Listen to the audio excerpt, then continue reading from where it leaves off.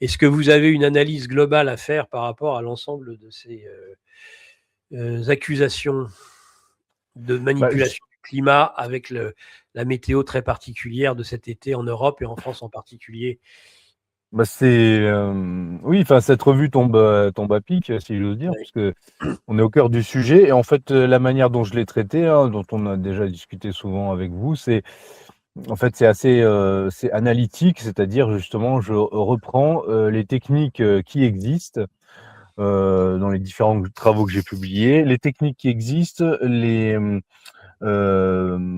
dirais les décideurs qui en parlent, comme par exemple l'ancien directeur de la CIA qui, lors d'une conférence de presse au sein du Council on Foreign Relations en 2016, je crois, expliquait que à terme, enfin, il n'y aurait pas tellement d'autres solutions que d'utiliser les techniques de modification de, de la météo et du climat, et notamment l'ensemencement de nuages, etc. Voilà, je cite tous ces officiels qui parlent de ça et qui expliquent qu'en fait, c'est déjà employé.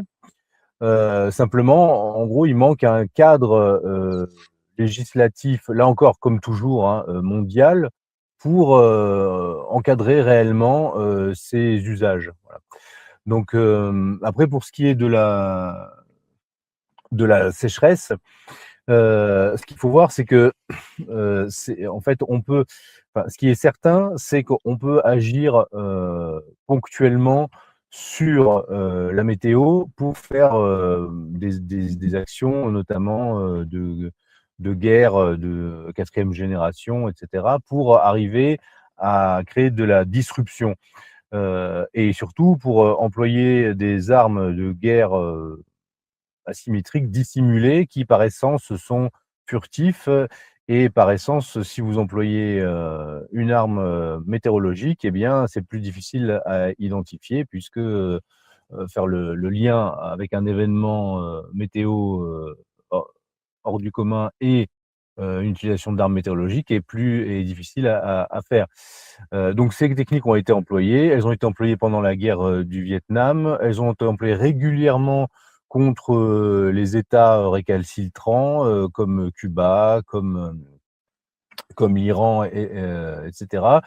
À tel point que dans les années 70, une convention de l'ONU a été signée qui interdit l'utilisation des armes environnementales. Et ça, c'est suite à la guerre du Vietnam où l'opération Popeye avait été largement documentée à l'époque où je dirais, les journalistes, c'était d'ailleurs Seymour Hersh, hein, qui avait fait ce Ouais. travail-là à l'époque, quand il était jeune. Époque où, en fait, aux États-Unis, il y avait encore, il y avait, en fait, même dans la grande presse, des journalistes qui faisaient leur travail et qui avaient montré que pendant des mois, les Américains avaient augmenté la pluviométrie sur la piste Ho Chi Minh pour noyer l'approvisionnement du Viet Minh. Et il y a même des témoignages, hein, de pilotes qui ont participé à cette opération. Après, il y a eu aussi il y a eu tout ce programme aussi d'essayer de créer des cyclones aussi. Et là, on peut pas ne pas penser à tous ces épisodes de tempêtes gigantesques qui frappent, notamment là aussi aux États-Unis même, hein, les États qui votent mal, hein. À l'époque de Biden, il y avait ça aussi. Donc toutes ces techniques existent. Après, la problématique, c'est que ça ne fonctionne pas comme certains l'imaginent, comme comment dire, il suffit d'appuyer sur un interrupteur de harpe et puis on déclenche quelque chose. Mmh. Je dirais, par contre, ce qu'il est possible de faire, c'est, par exemple, c'est ce que j'ai beaucoup documenté, c'est les techniques d'irradiation de surface planétaire via les systèmes satellitaires, Ouais. qui peuvent être là connectés aussi à HARP, etc. Et qui là existent, hein, qui peuvent augmenter. Alors, ils sont présentés pour le grand public comme, par exemple, pour pouvoir éclairer, par exemple, une surface donnée pendant la nuit, en fait, hein. Donc ça, c'est par exemple des sociétés liées à SpaceX qui développent ça. Reflect Orbital et le projet Arendelle, qui est référence d'ailleurs à Tolkien, hein, comme Palantir, comme souvent, enfin, dans ce monde de la nouvelle technocratie, là, il y a des références à Tolkien récurrentes. Et donc le projet Arendelle, c'est l'idée de disposer en orbite basse tout un système de satellites qui réflecteurs qui renverrait sur des zones données pourrait même éclairer des villes, l'échelle de ville, hein, même la nuit. Et en fait, ces systèmes-là peuvent aussi augmenter la température sur des zones données, forcément si vous les utilisez même de jour. La problématique étant que ça n'est pas, enfin, ce sont des zones quand même qui peuvent être assez larges, hein,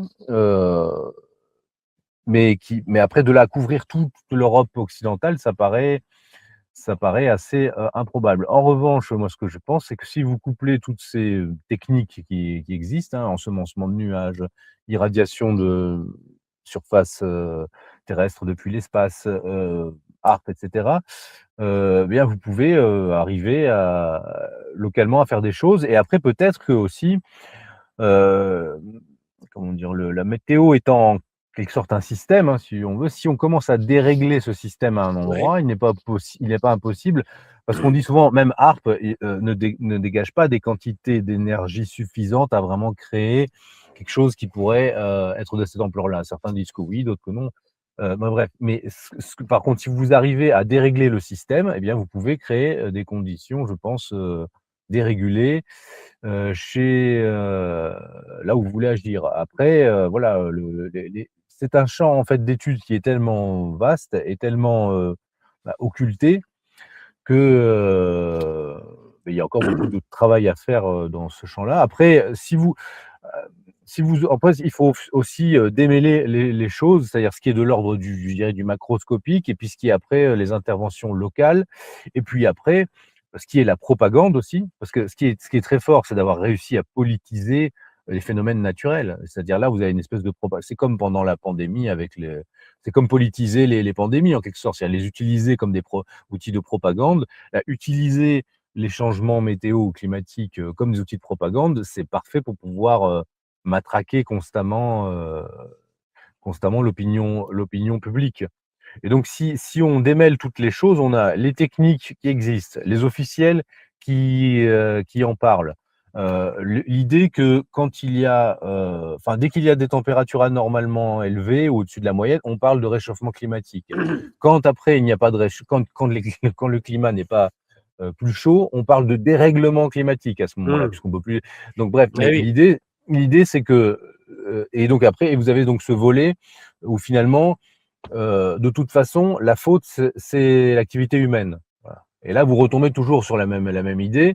C'est l'idée qui a été développée hein, par tous les oligarques milliardaires malthusiens. C'est que, en fait, la raison, le réchauffement climatique ou le dérèglement climatique, c'est une menace mondiale. Cette menace mondiale, elle est due à l'activité humaine, hein, depuis qu'on est rentré dans l'anthropocène, etc. Et donc, ce qu'il faut, c'est pour réduire l'activité humaine, c'est bien contraindre par tout un appareil juridico-politique bien l'activité humaine et particulièrement l'activité des classes moyennes, hein, finalement occidentales, et aussi jouer sur la démographie, puisqu'en fait, il y a trop d'humains qui Eh oui. consomment trop de choses, qui produisent Dépopulation. trop de choses. Voilà, donc ça rejoint aussi l'agenda des populations, ça rejoint l'agenda pandémique, puisque voilà, Bill Gates faisait le lien lors de ses conférences où il expliquait que il y a pour arriver le but était d'arriver à la neutralité carbone, voilà, zéro carbone. Mais qu'est-ce que ça veut dire zéro carbone à l'échelle? Là, l'échelle revenait souvent, c'est 2050. C'est même sur le logo du parti 5 étoiles en Italie, il y a écrit 2050. Parce que 2050, c'est l'horizon de la neutralité carbone. Donc c'est le moment où en Ouais. fait on sera sorti de l'horrible système. Voilà. Mais en fait, c'est parce que dans l'agenda mondialiste, entre 2030 et 2050, on doit être rentré dans le projet de gouvernance mondialiste. Voilà. Et donc en fait, dans ce projet-là, ce qui doit dégager, c'est l'humanité excédentaire, parasitaire. Et en fait, la problématique que nous avons actuellement et qui est récurrente, je dirais, c'est en fait, même dans l'opposition politique, qui n'existe pas à mon avis, mais même chez ceux qui prétendent l'incarner, c'est qu'il n'y a jamais de synthèse globale qui est faite. Les choses sont toujours traitées de manière, comment dire, circonstancielle et de manière séparée les unes des autres. Alors il faut séparer les choses pour les analyser, mais après il faut bien avoir en tête que, ceux qui nous dirigent ont, une ou des visions du monde dans lesquelles je dirais, toutes ces problématiques s'articulent et se coordonnent de manière, systémique.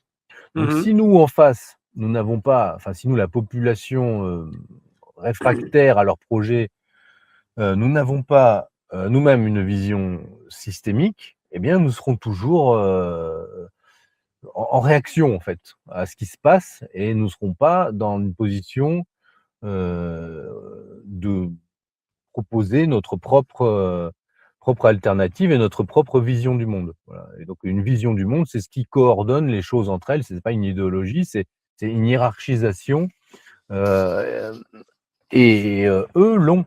Moi, c'est ce que j'ai étudié dans mes livres, hein, ces différents, ce que j'appelle ces millénarismes politiques ont tous une, vision du monde intégrée, systémique.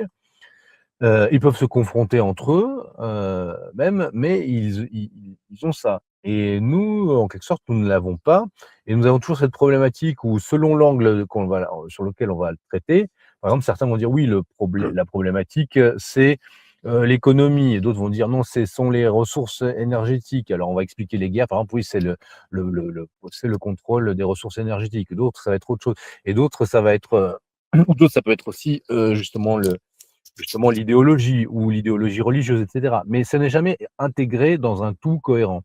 Et le travail que je mène actuellement, et là je commence à publier ça sur, mon Substack, c'est de produire en fait, je pense, littéralement une science politique adaptée à notre époque. Voilà et c'est reprendre l'impulsion fondatrice qui avait été celle des fondateurs de la géopolitique il y a exactement un siècle et notamment Rudolf Gehlen, pour qui la géopolitique devait être, une des dimensions d'une nouvelle science de l'État, face à, en quelque sorte, l'accroissement des connaissances, qui avaient lieu à la fin entre le 19e et le 20e siècle. Voilà et je pense Mmh. qu'on est, arrivé à un seuil de ce type-là et que pour sortir du chaos ou de cette impression, enfin qui n'est pas une impression, hein, puisque, comment dire? Les technocrates actuels et Peter Thiel et cetera parlent d'accélérationnisme. Donc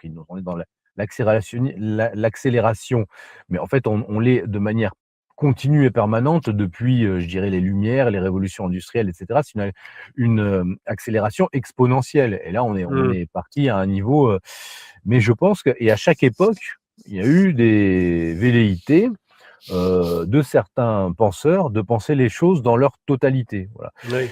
Et là, je pense que enfin, moi, maintenant, je travaille à ça, essayer de produire une science politique qui soit à la hauteur de ce qui se produit et qui puisse, hiérarchiser, heu, ces différents éléments qui apparaissent éparses et en fait, qui puisse, être, à la fois une réponse, parce que vous avez soit comment dire? L'analyse, je dirais, universitaire de type classique qui sépare les choses et qui n'est pas transdisciplinaire et qui a généralement peur d'aller, là où ça fait mal et puis après vous avez maintenant l'opinion, je dirais, contestataire qui va, finalement, refuser tout en bloc ou qui va, si le système pense A, je pense B, quoi. Voilà, bon, et je pense qu'il faut maintenant arriver à une analyse, globale, qui permet d'intégrer toutes ces variables, heu voilà et sinon, nous serons constamment, en fait, nous serons toujours des objets et pas des sujets politiques, vous voyez? Et nous serons dans cette espèce d'avalanche, qui emporte tout, et nous n'arriverons pas à avoir les pieds, ancrés et comment dire? Une science de l'État, c'est quoi? L'État, qu'est-ce que c'est?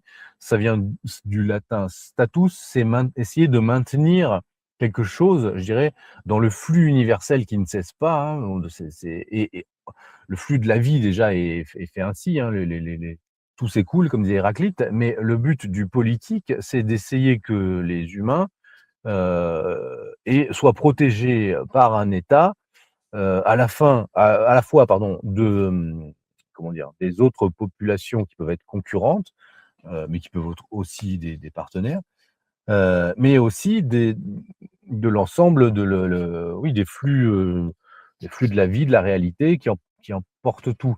Et là, face à des gens en fait, il y a 2 écueils maintenant. C'est si on regarde bien, tous les, puissants de notre époque produisent une science politique totalisante.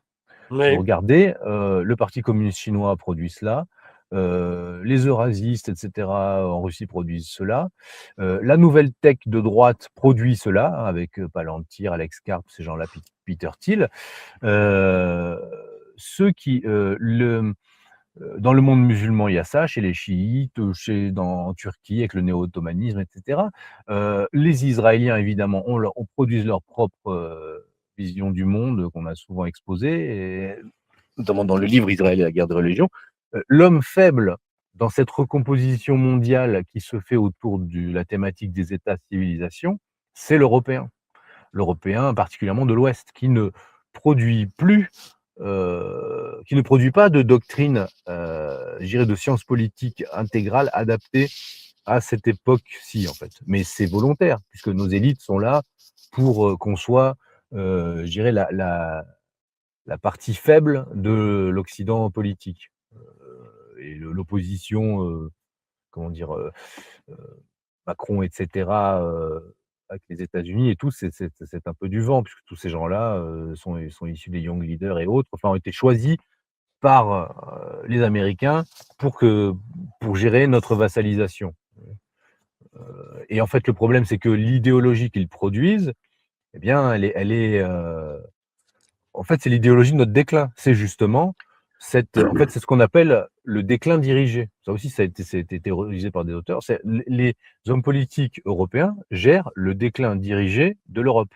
C'est pour ça que chaque fois qu'on parle, dès qu'on entend parler de ah oui, guerre avec la Russie, etc. Tout ça, comment dire, la problématique, c'est pas la guerre avec la Russie, c'est la guerre contre l'Europe qui est faite par les élites européennes elles-mêmes. Parce que Mmh. le projet fondamental des élites européennes, qu'est-ce que c'est?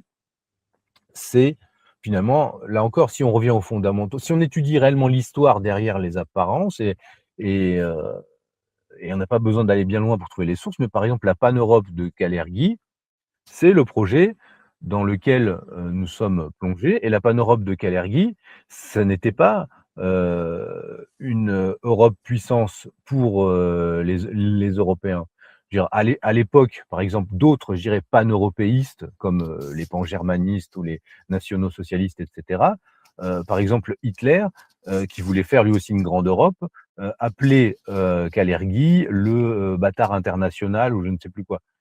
Après la Seconde Guerre mondiale, c'est vraiment la pan-Europe parce qu'on dit souvent, oui, l'Europe actuelle, c'est finalement c'est la suite du national-socialisme, et cetera. Mais en fait, ils ont gardé certains cadres dont ils avaient besoin, enfin certains personnels, mais le projet fondamental, c'est cette pan-Europe de Kalergi. Donc Kalergi lui-même disait qu'au départ, il a écrit son manifeste, pan-Europe, et puis il a rencontré Rothschild, qu'il a mis en contact ensuite avec le banquier Warburg. Bon, les Warburg, hein, c'est la grande lignée des banquiers millénaristes, mondialistes, depuis issus du ghetto de Venise, et qui est à l'origine de tellement de réalités mondialistes de notre siècle, hein, que ce soit le CFR, que ce soit même la Fed, ou voilà, et même le financement aussi de la révolution bolchévique. Donc la Pan-Europe rentre dans ce cadre-là. Donc en fait, quand on nous présente, quand les macroniens, mais aussi une certaine droite, qui se veut, pan-européenne en fait, nous présente presque finalement, ce projet-là, comme quelque chose qui serait, de la souveraineté européenne, en fait, c'est complètement faux. C'est juste le cadre qui est créé pour que nous soyons intégrés euh, dans, comment dire, dans la forme de gouvernance mondiale, quelle qu'elle soit, et que nous soyons soumis aux intérêts de la City, en fait, hein, et qui sont finalement la City, bon, ben, c'est ces grands Alors, banquiers. face à cela, Pierre-Antoine Plaquevent, vous Oui. proposez donc de passer de la géopolitique à la hiéropolitique. On va peut-être Alors, voilà. regarder d'ailleurs le livre de Pierre-Antoine Plaquevent, édition Stratégica, que je vais présenter tout de suite. Voilà. À Alors, l'écran. c'est pas un livre encore, hein, c'est Oui, une c'est pas un série livre, oui. d'études que je publie sur mon Oui, c'est une Substack. étude. C'est une série d'études, en fait, hein. Et donc, justement, donc, l'idée, c'est de la géopolitique à la jointure du 19e au 20e siècle a été la science politique qui prétendait finalement vouloir unifier le réel autour d'une vision centrée sur le réalisme géographique. Et après, ça s'est divisé en autant d'écoles, je dirais, qu'il y avait d'intérêt de puissance. Eh bien, à notre époque, quel serait finalement l'axiomatique et je dirais le centre de gravité autour duquel construire ce réalisme? Et je pense que ce serait réellement cette articulation entre le réalisme géographique, le réalisme des puissances de la géopolitique, avec ce que j'appelle, moi, le réalisme spirituel. C'est-à-dire, on voit que dans une époque où en fait, qui se veut complètement athée, eh bien, on voit que finalement, les puissances qui ont encore une volonté de puissance, fondent maintenant de plus en plus leur politique sur une vision du monde articulée autour du sacré. Et alors c'est pas forcément un sacré, je dirais, au sens traditionnel. Il y a même, un aspect, comme disait Spengler il y a un siècle exactement à son époque, un aspect de seconde religiosité en quelque sorte. C'est-à-dire et il liait Spengler à son époque liait la seconde religiosité, c'est-à-dire une sorte de religiosité, qui n'était plus la religion réelle, avec l'apparition du césarisme aussi. Et on est dans cette configuration-là. Quand vous avez les puissants, en tout cas ceux qui représentent les puissances de la technocratie américaine comme Peter Thiel, etc., qui viennent maintenant en Europe, qui font des conférences au sein même du Vatican en parlant de thématiques comme celle de l'Antéchrist, que vous voyez les références constantes dans les discours des officiels russes, par exemple, sur discours eschatologiques, quand vous voyez évidemment ce dont on a longuement parlé, on en a fait un livre sur la centralité du discours religieux chez les sionistes millénaristes qui sont au pouvoir en Israël.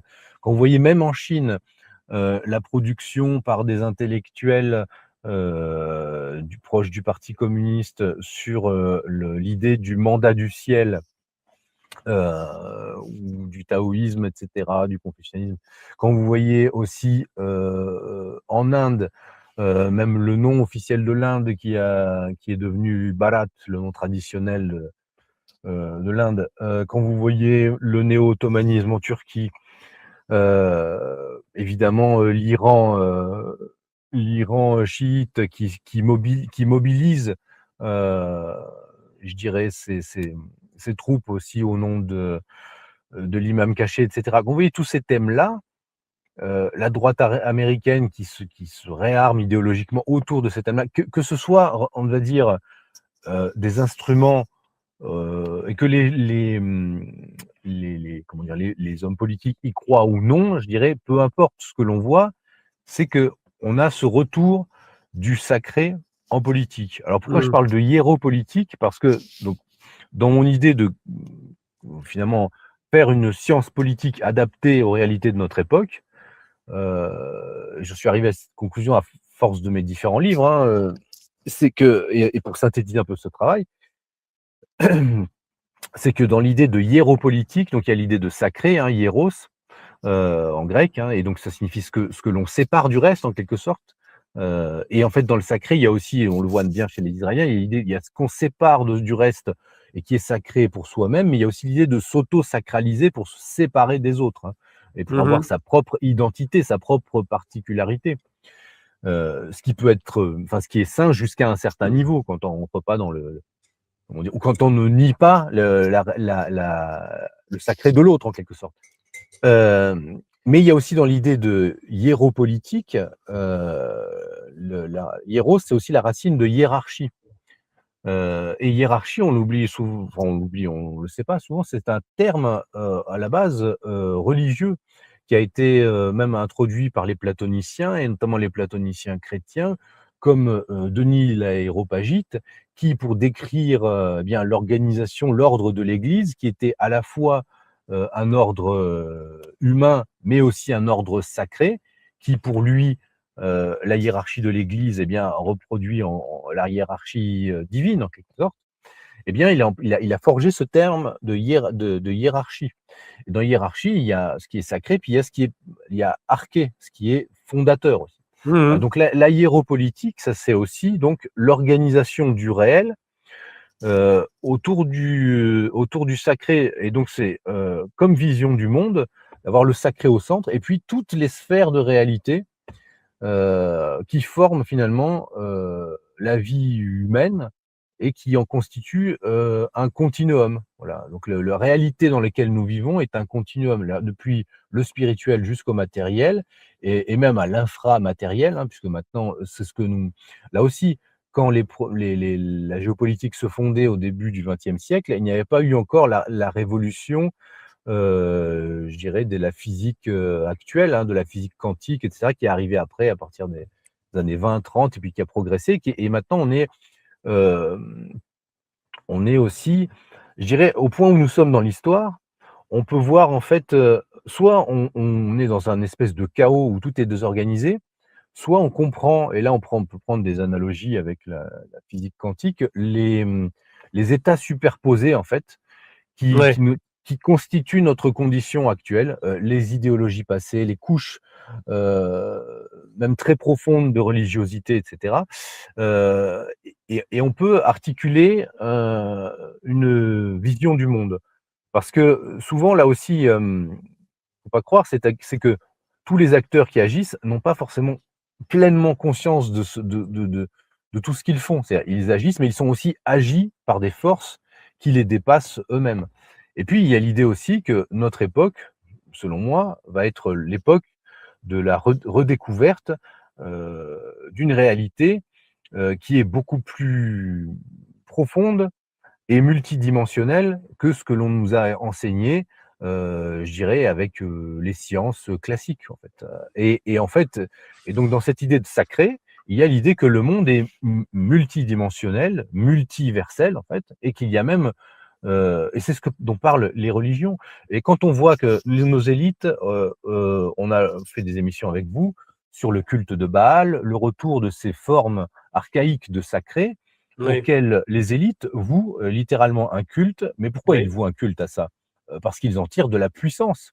Donc s'ils en tirent de la puissance, c'est que, en quelque sorte, ces entités, quelle que soit leur forme ou eh bien, existent. Vous voyez? Et là, on rejoint ce qu'il y avait au fondement du christianisme quand saint Paul nous dit nous ne sommes pas en lutte contre les puissances terrestres, mais contre les puissances, les dominations, etc., les puissances célestes. Donc, en fait, finalement, une forme de. Avec la géopolitique, on restait au niveau, on réduit tout à des éléments qui sont fondamentaux, qui sont les rapports de force à l'échelle spatiale, géographique, et je dirais un système de coordonnées historiques et géographiques. Et moi, je propose maintenant un système de coordonnées qui n'est plus seulement horizontal, mais qui est à l'image de la croix, qui a je dirais une abscisse verticale qui est spirituelle et l'horizontalité qui est le politique. Voilà. Et en fait, les deux, qu'est-ce qui constitue finalement, je dirais, la réalité anthropologique fondamentale de l'homme, c'est d'être à la fois un zoopolitikon, un Un animal animal politique, politique. voilà, au sens d'une. Mais animal, c'est quoi pour les Grecs? C'est une créature qui a une âme. Donc c'est un être animé qui est obligé de s'organiser en cité pour ne pas périr face à la nature, mais aussi face aux autres groupes humains. Mais c'est aussi un homo religiosus, comme disait, Mircea Eliade et je pense qu'il faut fusionner maintenant, ces 2 visions pour avoir vraiment, une pleine conscience de ce que c'est que l'homme, en fait, voilà. L'homme, et donc l'homme, il ne peut pas échapper aux réalités politiques, mais il ne peut pas échapper non plus aux réalités spirituelles et si vous prenez ces Ouais, 2, je dirais ces 2 variables, vous avez l'homme intégral tel qu'il a toujours été, tel qu'il devrait être et moi ma théorie c'est que les élites, bien de qui vouent un culte à Baal et autres, elles savent très bien ces choses-là et dans la guerre qu'elles mènent contre l'Europe, heu, réelle, civilisationnelle, eh bien, eux ont leur propre vision du monde hiérarchisée à partir, de données spirituelles dévoyées et de données matérielles, concrètes qui leur permettent de, régner sur, le monde, voilà. C'est ça un peu l'idée, c'est l'idée de cette série d'études et qui va montrer qu'en fait les questions politiques très concrètes sont liées à tiens, si on parle par exemple c'est int de réchauffe enfin de d'utilisation d'armes météorologiques, mmh, dans la Bible, il y a cet épisode où le roi, Akab, a recours aux prêtres de Baal et tout l'affrontement entre le prophète Élie et le roi Akab est sur le fait que, heu la pluie n'est plus tombée depuis des mois et Élie attribue ça au fait que le roi, Akab a maintenant a pris des prêtres de Baal avec lui et à ouais, l'inverse, lui a pris ses prêtres de Baal parce que Baal est un dieu, ouranien céleste qui est un dieu de l'orage, qui fait aussi donc tomber la pluie et cetera. Voilà. Alors et je pense que là aussi c'est quelque chose, en Occident on a du mal parce qu'on a été, on sort, de plusieurs siècles, de matérialisation progressive de l'esprit et même et on n'arrive pas à articuler, rationalisme scientifique avec, ce que j'appellerais réalisme spirituel et on voit mmh, que dans les autres civilisations et bien cela se fait peut-être plus naturellement. C'est pour ça qu'on peut avoir, par exemple, si on voit pour moi je dirais la civilisation la plus proche de nous, enfin l'ère, civilisationnelle, culturelle proche de nous, c'est la Russie, et bien on voit que là, il peut y avoir, si on voit des Douguines, des gens comme ça, ils n'ont pas de difficulté à articuler ces, différents plans. Les musulmans non plus ont beaucoup moins de difficultés à articuler ces différents plans. Donc je pense que nous aussi, Européens, Ouest, nous devons maintenant, ce que les eurasistes appellent, ils nous appellent les romano-germaniques. On est de la civilisation romano-germanique et bien mmh. on doit aussi avoir cette appréhension du réel parce que sinon vraiment on sera parce que nos élites actuelles, on avait fait là aussi des émissions avec vous, hein, pour moi le sacre en gros de la religiosité des élites européennes actuelles et notamment en France, hein, ça a été l'ouverture des Jeux olympiques. Oui, Heu, tout à fait. on a bien vu qu'ils ont une religion ces gens-là, hein et qu'ils ont des cultes à mystère, avec, du symbolisme et cetera, et puis surtout avec, enfin c'est particulièrement glauque comme, religion, comme religiosité justement. Donc Ouais, nous, peuple, on doit avoir notre propre compréhension de ces choses-là et comprendre nos racines, profondes. J'ai commencé à réfléchir à cette systématisation un petit peu. Bon, dans mes différents livres, c'est présent, mais là, le systématiser plus, notamment quand je visitais, l'abbaye de Cluny. Vous voyez?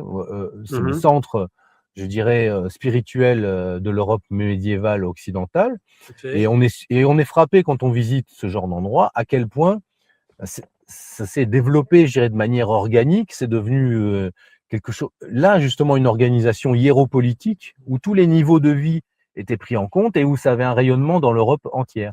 Et puis progressivement, cet esprit s'est, matérialisé, de plus en plus, fossilisé et on en arrive au point où à la Révolution et après la Révolution, eh bien, des gens peuvent finalement, démonter entièrement cet édifice, revendre les pierres, pour en faire, pour sur des chantiers et cetera. Enfin et on se dit comment est-ce que l'esprit peut se fossiliser à ce point-là pour ne plus comprendre que quel que soit on peut même ne pas être, croyant, mais ne pas comprendre que dans ces dans des comment dire? Dans ce sacré-là, il y a notre identité et ce que nous sommes et comment on peut être à ce point-là matérialisé. Et je pense qu'à l'heure actuelle, eh bien, il y a les humains qui sont zombifiés et qui vont vers la matérialisation et qui, eux, pourront être remplacés par les androïdes et les robots, et cetera, qui, eux, pourront être euthanasiés et qui, en fait, accepteront de l'être. Et il faut prendre en compte ça, en fait. C'est-à-dire que là aussi, on a souvent une vision, le peuple contre les élites. Non, il y a une partie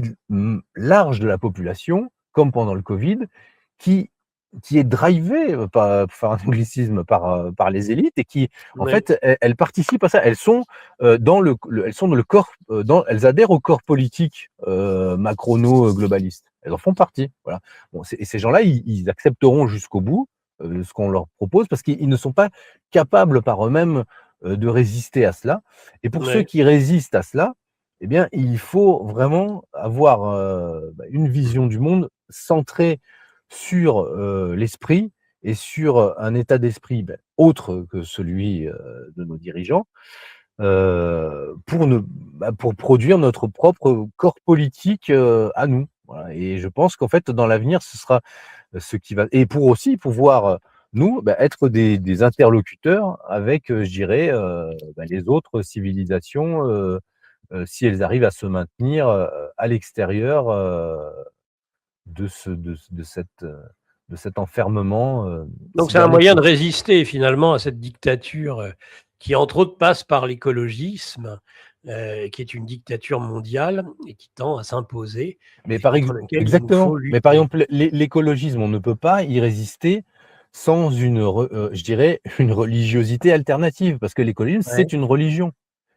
voilà. Je veux dire, et c'est surtout, c'est comme le marxisme, c'est ce qui est terrible, c'est que les religions les plus dangereuses, ce sont justement celles qui se pensent rationnelles, puisque ça Ouais. se base sur des données qui se veulent scientifiques, mais après, on est dans l'irrationnel derrière. Et on est surtout après dans le refus. J'entendais la même année, c'est un extrait qui passait là sur CNews, où en fait, enfin, on n'a pas le droit de questionner le fait que si quand bien même il y aurait un réchauffement, ce serait de nature anthropologique ou pas. Ça on n'a pas le droit de questionner. C'est comme ça, c'est un dogme, c'est une loi des reins. Il y a un réchauffement. Bon, s'il fait froid, ça devient un dérèglement, mais c'est à cause de l'activité humaine. Voilà, point barre. Après, qu'il y ait des scientifiques qui disent l'inverse ou qui disent peu importe, ils n'existent pas, ces gens-là. Ils n'existent pas au même titre que quelqu'un qui, je sais pas, en pleine inquisition, aurait eu, ou comme Giordano Bruno à l'époque du dogme catholique. Voilà. Enfin, donc on voit bien que en fait l'humain vit toujours dans la religion. Il ne peut pas échapper à ça. Et la religion, c'est quoi? C'est unifier le réel, hein, relier et religare, mais c'est aussi avoir donc du sacré et donc du tabou sur certaines choses, et notre époque, donc, elle est saturée de religiosité autour de différents tabous qui se succèdent ou qui s'interpénètrent les uns les autres, hein, que ce soit voilà, le culte. Maintenant, et puis ça devient de plus en plus absurde à chaque fois. Là, maintenant c'est cette religion gaïatique donc autour de Gaïa, Hein, Gaïa, etc. la déesse mère, la Terre. Voilà, donc on est toujours là aussi, hein, on est Ouais, toujours dans des archétypes religieux qui refont surface. Regardez, même vous prenez sur les questions plus politiques ou même, par exemple, comment est-ce qu'a été imposée, je dirais, l'adoration publique de ce qui devient maintenant l'adoration publique de l'État d'Israël, par des schèmes religieux qui sont rentrés progressivement dans le politique. La Shoah, l'Holocauste, ce sont des ouais, termes religieux. tout à fait. Et ça a été imposé aux Juifs eux-mêmes après-guerre. C'est-à-dire, on a détourné en quelque sorte la religion juive vers des thématiques politiques. Et puis ensuite, ça a été imposé aux non-juifs et au monde, d'abord au monde évidemment, je dirais européen, puisqu'il y avait une responsabilité là-dedans. Et puis après, progressivement, autant que possible au monde entier, quoi. Donc, et c'est toujours à partir d'archétypes religieux, parce qu'on ne peut tenir l'homme que là-dessus. Va le tenir par l'accès aux ressources fondamentales pour sa vie. Et puis regardez, l'homme, il est constitué comme ça. Il a un corps, et une âme, et puis bon, si on suit l'anthropologie plus, je dirais platonicienne ou même chrétienne orthodoxe, il a un esprit, âme, corps. Voilà.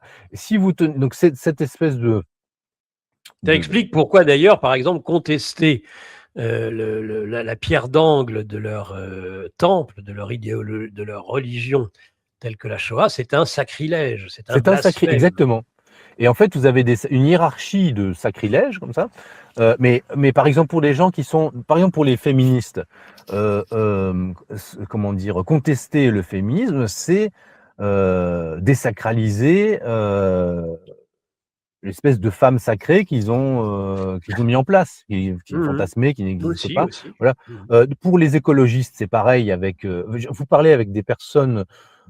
Enfin, ce n'est même pas possible pour eux de remettre en question les dogmes climatiques et autres. Ça remplace pour eux la religion, vu qu'ils n'ont pas de religion. Et il y a même des actes sacrés, une forme de shintoïsme où les gens rassemblent leurs petits déchets, les trient, etc. Ils peuvent participer à cette religion. C'est ça qui est intéressant aussi. On peut participer à ces formes de religiosité. Genre dans les écoles et tout, etc. On fait nettoyer les forêts aux enfants. On fait ça. Et en fait, toutes des choses qui peuvent être très justes, hein, d'ailleurs, mais qui sont en fait après détournées vers les rituels. Voilà, en fait, l'homme ne peut pas vivre sans rituel, ne peut pas vivre sans religion, donc on lui en crée de nouvelles. Et bon, les élites néoconservatrices, hein, américaines s'inspirent souvent des penseurs héritiers de Carl Schmitt, Léo Strauss, qui était un juif qui a repris la pensée de Strauss et qui l'a, je dirais, adapté aux intérêts de puissance américains. Et Peter Thiel, hein, par exemple, a écrit un livre sur Strauss et tout. Et pour Strauss, lui, il disait que tout pouvoir est par nature ésotérique, dans le sens qu'il a un aspect extérieur et un aspect intérieur. Un aspect extérieur pour les peuples, hein, et pour la masse, et puis un aspect intérieur pour ceux qui savent, ceux qui dirigent. Et en fait, il disait depuis Platon, c'est comme ça. Et c'est vrai que Platon explique ça. Finalement, le philosophe roi et puis les gardiens de la cité, ils doivent avoir un récit pour le peuple. Parce que le peuple ne peut pas vivre sans récit, en fait, hein. Donc et je dirais que l'exception chrétienne dans l'histoire, ça a été que quand il y avait des dirigeants chrétiens, réellement chrétiens, après, eh bien, il n'y avait plus, comment dire, l'ésotérisme chrétien, en quelque sorte, ce n'est plus un occultisme, c'est juste une compréhension intérieure supplémentaire du même dogme qui est donné à tous. C'est ça la différence. Alors que là, on a des élites qui, elles, ont leur propre vision du monde, mais qui sécrètent des religiosités et des visions du monde pour les masses, pour les goïms, pour ceux qui ne sont rien, voilà, comme dit Macron, pour les inutiles, pour etc. Les déplorables, etc. Voilà. Pour tous ces gens, voilà, les surnuméraires, les gens, en fait, et donc il y a toutes ces et on sécrète ça. Et puis on dit aux gens, ben voilà, maintenant tu adores ça maintenant. Voilà. Et puis ils en font même des. Bon, moi je regarde pas ça, mais on capte des extraits par un moment il suffit de voir les concerts de masse contemporains ou donc on a parlé de l'ouverture des Jeux Olympiques, mais je crois qu'il y avait aussi les Jeux du Commonwealth aussi en Angleterre, où là on voyait des espèces de vestales qui adoraient un taureau gigantesque. Enfin, je veux dire, on est dans des délires où en fait on donne aux masses ces choses-là, et puis les gens qui l'élite de l'élite, eux ont leur propre religiosité.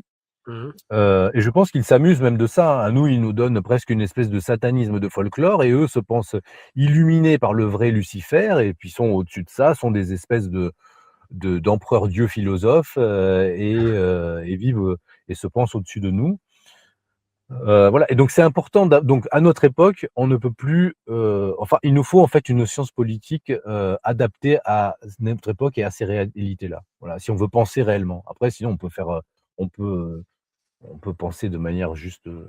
Voilà. En fait, c'est soit on pense de manière éclatée, soit on essaye de penser les choses de manière intégrale, intégrative et en fait traditionnelle.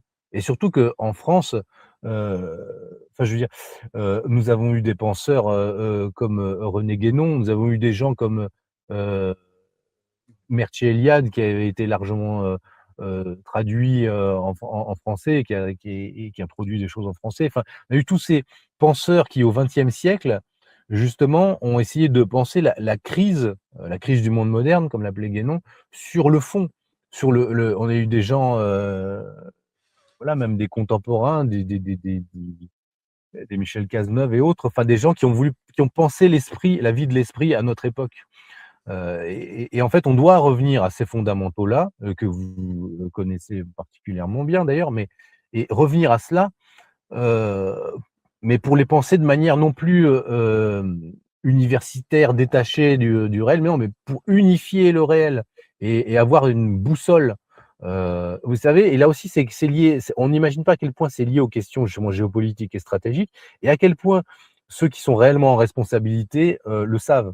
Ou par exemple, vous avez le général Beaufre, qui est l'un des concepteurs de la doctrine nucléaire française sous le gaullisme.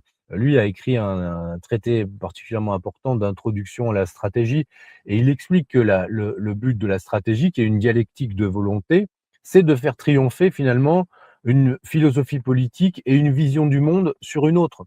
Donc à la fin, il y a une hiérarchie, c'est-à-dire la décision. Qu'est-ce qui est finalement au cœur de la décision? C'est la philosophie politique qui m'anime. Et donc la philosophie politique, c'est forcément une philosophie ancrée aussi sur la religiosité, le sacré. Et si on parle de guerre, comme on parle constamment à l'heure actuelle, la guerre, c'est quoi? C'est être capable de se sacrifier au nom d'intérêts supérieurs, et aussi d'être capable de tuer au nom de quelque chose de supérieur. Et on ne peut pas le faire si on a juste pour des ressources. On ne peut pas le justifier si on n'a pas une justification d'ordre, je dirais, philosophique. Vous voyez?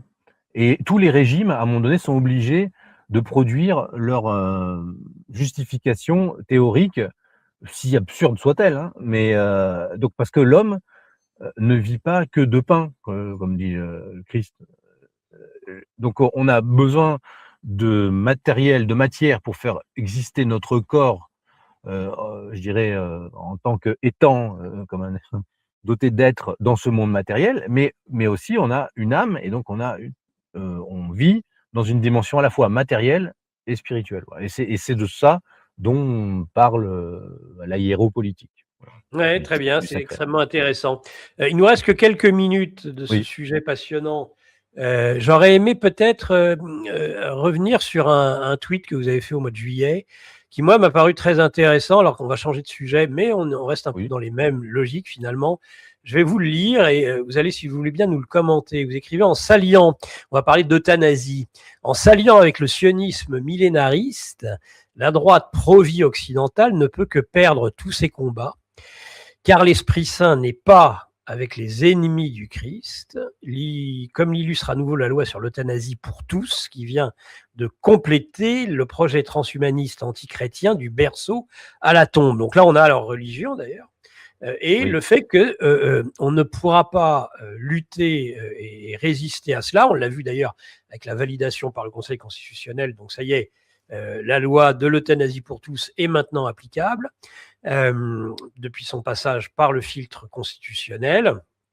Eh bien, cette alliance finalement, en effet, de cette droite pro-vie avec les sionistes millénaristes qui sont anti-Esprit Saint, eh bien, cette alliance, elle est une alliance qui fera perdre. Et on le voit, elle a fait perdre sur la manif pour tous, elle a fait perdre sur l'avortement, elle fait perdre sur l'euthanasie. bah, oui, comment dire?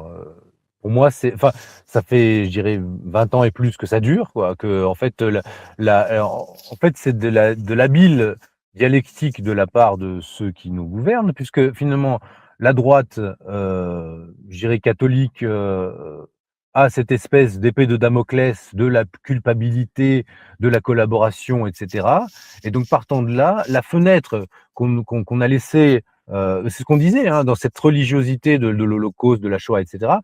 On a laissé une espèce de cul-de-sac dans lequel on peut on a le droit de s'engouffrer, c'est de défendre les valeurs civilisationnelles occidentales si on valide Israël. Voilà. Et Mmh. donc, on a cette dialectique qui s'est installée, que moi je dénonce depuis des années, parce que moi je pense qu'on peut concevoir une troisième voie de droite là-dessus.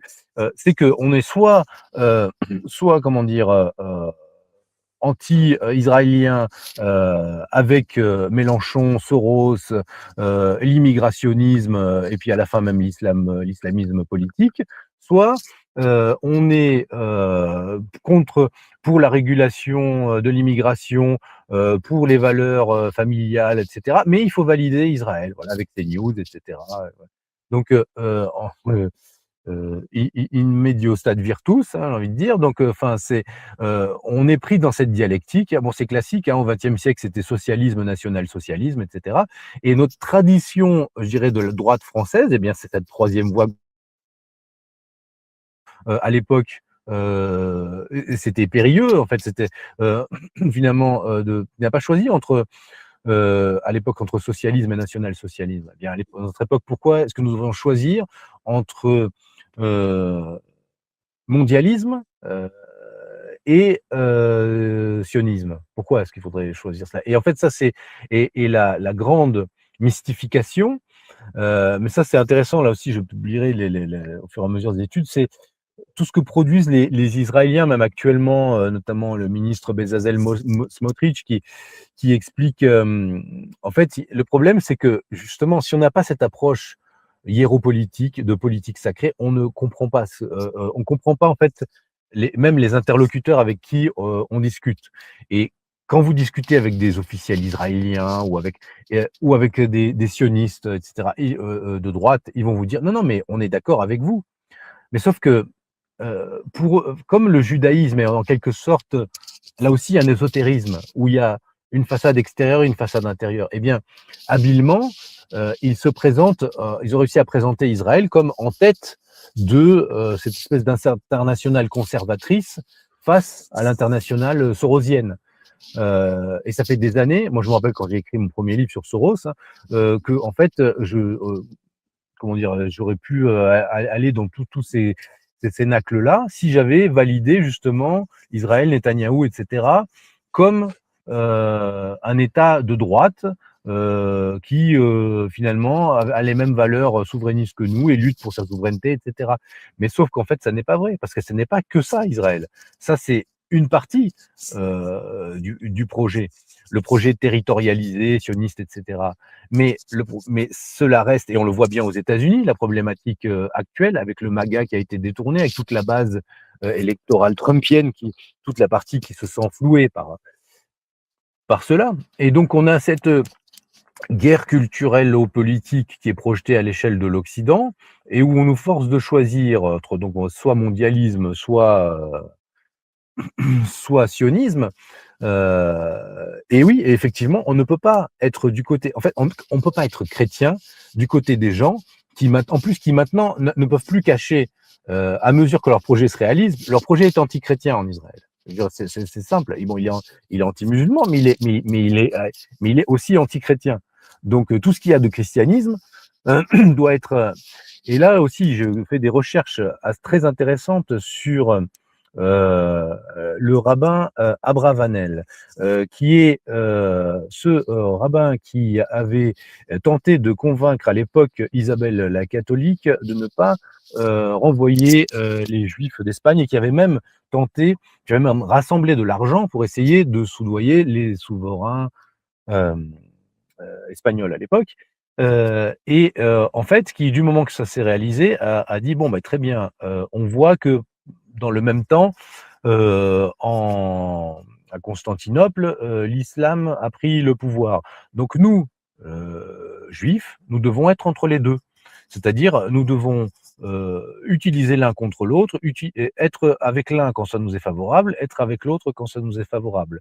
Et cette dialectique-là, elle est permanente. Et eux ont en tête, eux savent où est leur identité.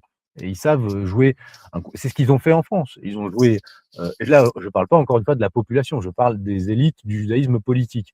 Ils ont pu jouer la carte SOS racisme dans les années 80, et puis maintenant, ils jouent avec les mêmes. Hein. Ils arrivent à se retourner maintenant Et ils peuvent ensuite, ils peuvent aller parler aux néo-nazis en Ukraine, un peu comme le faisait BHL, et cetera. Mais ils peuvent maintenant en France même donc jouer cette carte de bon, bah, maintenant, il faut maîtriser l'immigration, et cetera. L'islam ça suffit, et cetera. Parce qu'eux ont cette vision, au long terme que le christianisme politique doit avoir, lui aussi. Et ça ne veut pas dire qu'on rentre dans des formes, comment dire? D'extermination ou autre, je sais pas, mais ça veut dire qu'on rentre dans une dialectique réelle avec les autres forces. On n'est pas juste, instrumentalisé. Voilà et c'est vraiment et donc oui, donc si, eux rentrent toujours plus dans un projet, anti-chrétien, on ne peut pas, nous, en tant que chrétiens, juste faire comme si on ne voyait pas. Ce n'est pas possible. Et ce qui est intéressant, c'est que, par exemple, ceux à Bravanel, là, pour revenir à ça, qui avaient théorisé un peu cette dialectique historique entre islam et Occident et comment le judaïsme doit se positionner entre les deux parties. Eh bien, le père de Netanyahou est lui-même un universitaire spécialiste, bah, de l'inquisition espagnole et de la pensée, d'Abravanel. Voilà et donc j'étudie là aussi dans le cadre de la politique sacrée, de la hiéropolitique, les écrits, hein, du père Netanyahou qui sont très intéressants. Rappelons que le père Netanyahou était aussi le secrétaire, de, Jabotinsky, hein, fondateur du sionisme révisionnisme, du sionisme dur, de l'aile droite qui, il y a un siècle de ça, était avait la même stratégie avec les nationalistes occidentaux que maintenant. C'est-à-dire dire non, non, nous on ne va pas s'opposer aux nationalistes occidentaux frontalement comme le font le Bund ou les sionistes de gauche, etc. On va plutôt s'appuyer sur eux qui veulent rejeter, à l'époque c'était ça, c'était eux qui veulent rejeter les juifs, et bien ça va amener les juifs vers la position sioniste et de retour, les juifs d'Europe vers le retour en Israël. Eh bien, dans la continuité de cette manipulation des nationalistes, eh bien, à notre époque, c'est manipuler ce qui reste de sentiments identitaires en Occident pour le garder dans sa sphère. Et ça se fait aisément parce que finalement, quand vous avez mis en place tout un appareil répressif, légal, etc., bon, eh bien, et que vous laissez comme seule soupape d'expression eh bien, cette expression, nationale sioniste, c'est facile et puis après vous avez des gens qu'après vous pouvez tenir, économiquement ou même des gens ils sont carrément des vôtres là-dedans, puis c'est très simple. Mais le problème, c'est que le réel, au bout d'un moment, il existe et la population, qui n'est finalement pas représentée politiquement, elle existe comme la base MAGA et cetera et tout l'enjeu du pouvoir, heu des pouvoirs politiques actuels, c'est d'arriver à maîtriser les différentes narrations et de proposer des narrations. C'est pour ça que qu'il faut que la guerre, je dirais, d'information que nous menons est fondamentale parce qu'il faut avoir la bonne compréhension d'abord spirituelle et stratégique pour ensuite pouvoir agir et ne pas se précipiter dans Mmh. l'action. Mmh. Voilà.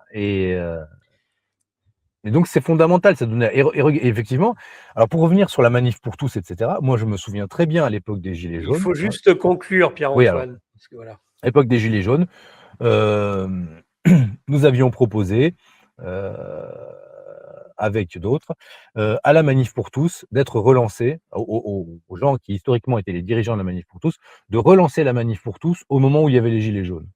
Pour dire voilà, à ce moment-là, le pouvoir macronien serait débordé. Il y aurait la base, je dirais sociale et cetera, des gilets jaunes et puis il y aurait aussi la base conservatrice qui pousserait dans le même sens. Eh bien ces gens-là n'ont pas voulu le faire parce qu'en fait ils craignent l'antagonisme réel avec le pouvoir. Ils ne veulent pas de ça. Ce qu'ils veulent, c'est son désaménagement, comme fait constamment, je dirais la droite bourgeoise depuis 2 siècles, des aménagements pour continuer, heu, à vivre, et là c'est peut-être ce qu'ils vont réussir à obtenir, c'est-à-dire, bah, peut-être comment dire? Des centres, hospitaliers où là les gens auront des clauses, différentes, pour ne pas forcément appliquer l'euthanasie de la même manière et tout et en fait, c'est finalement, mais c'est très malsain parce comment dire? Le Christ a été stratège, il savait se taire au moment où il fallait se taire, mais à des moments, il a dit clairement les choses et c'est pour ça qu'il a été exécuté Et il a été exécuté par les mêmes qui aujourd'hui veulent supprimer notre civilisation. Donc au bout d'un moment, si on est chrétien, et pas juste catholique mais pas chrétien, comme dirait Zemmour, si on peut pas être catholique sans être chrétien. Si on est chrétien, bah oui, si on est chrétien, on doit accepter nous-mêmes de porter une part de la croix. Sinon, on n'est pas catholique, on n'est pas français, quoi. Je suis désolé, quoi.